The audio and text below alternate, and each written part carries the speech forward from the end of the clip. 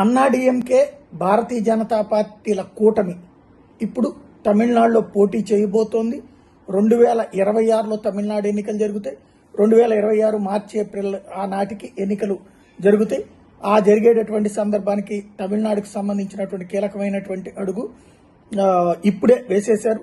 మొన్ననే విజయ్ పార్టీ పెట్టడం, ఇంకోవైపున డిఎంకేనేమో దూకుడుగా ముందుకు వెళ్తూ ఉండటం, తమను దెబ్బతీసే కుట్రలు చేస్తున్నటువంటి సందర్భంలో ఈ కొత్త అడుగు పడింది. ఈ కొత్త అడుగులో ప్రధానమైనటువంటిది అన్నామలైని పక్కన పెట్టి మరి తనని జాతీయ రాజకీయాలకు తీసుకుంటామని చెప్పి ప్రకటించి మరి అక్కడ వీళ్ళకి బాగా సన్నిహితంగా ఉండే నరేన్ కప్పచెప్పడం, దాంతో పాటుగా ఏఐఏడీఎంకే కూటమిగా పోటీ చేస్తుంది పళనిస్వామిని ముఖ్యమంత్రి అభ్యర్థిగా ప్రకటించడం, ఇంకొక వైపున వాళ్ళిద్దరి మధ్యన పళనిస్వామి పన్నీర్ సెల్వం మధ్యన ఉన్నటువంటి వాదంకి మేము దాంట్లో జోక్యం చేసుకోబోమని ప్రకటించడం అమిత్ షా చేస్తే, ఇప్పుడు ఈ అంశంలో ఆంధ్రప్రదేశ్లో కూటమి భాగస్వామి ఎన్డీఏ కూటమి భాగస్వామి అయినటువంటి జనసేనాని పవన్ కళ్యాణ్ హర్షం వ్యక్తం చేశారు.